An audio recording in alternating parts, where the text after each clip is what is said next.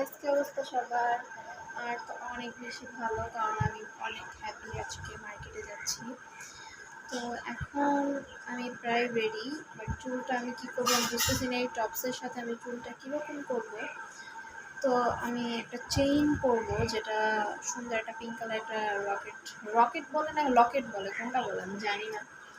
তো আমি আগে এটা বের করি বক্সটা।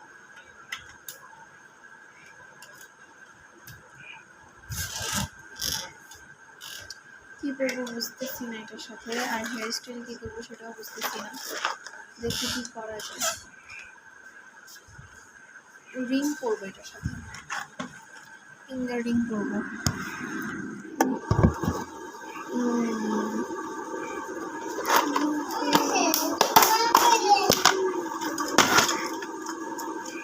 এটা ছিল, এটা একটা কেমন জানি একটা, এটা পরে দেখি। এটা আমার হাত থেকে কিন্তু খুলে পড়ে যায়, এখান থেকে খুলে পড়ে যায়। এটায় মানাচ্ছে না এটার সাথে। আচ্ছা দেখি কি করা যায়। খুলতেছে না।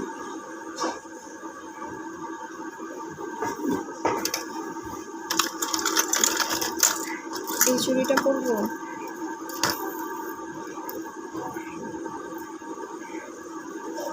এটা অনেক স্পেশাল একটা চুড়ি, এই যেটা অনেক বেশি স্পেশাল।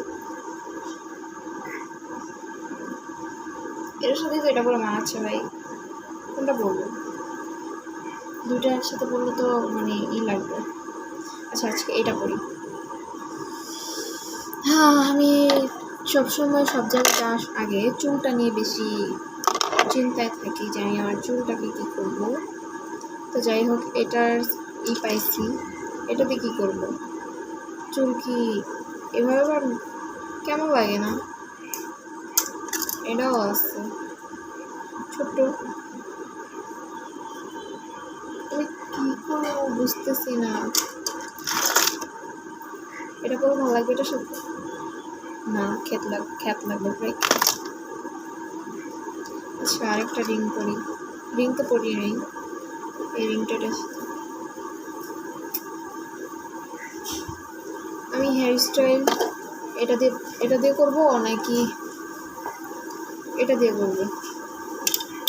এটা দিয়ে করি ম্যাচিং, আর এটা দিয়ে করলে তো ম্যাচিং হচ্ছে না, এটা দিয়ে করি। আচ্ছা যাই হোক, আমার কাছে কিন্তু ব্রেসলেট ছিল একটা পিঙ্ক কালার, অনেক সুন্দর। এটা বেবি পিঙ্ক কালার, সামনাসামনি দেখতে অনেক সুন্দর, যেটা আমি কক্সবাজার থেকে নিয়েছিলাম।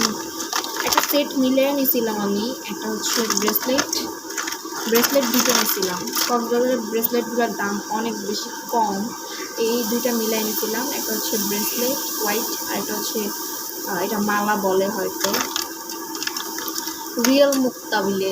এটা বলে রিয়েল মুক্তা, যেটার দাম নিয়েছিল আমার কাছ থেকে 1700 না 1800 টাকা।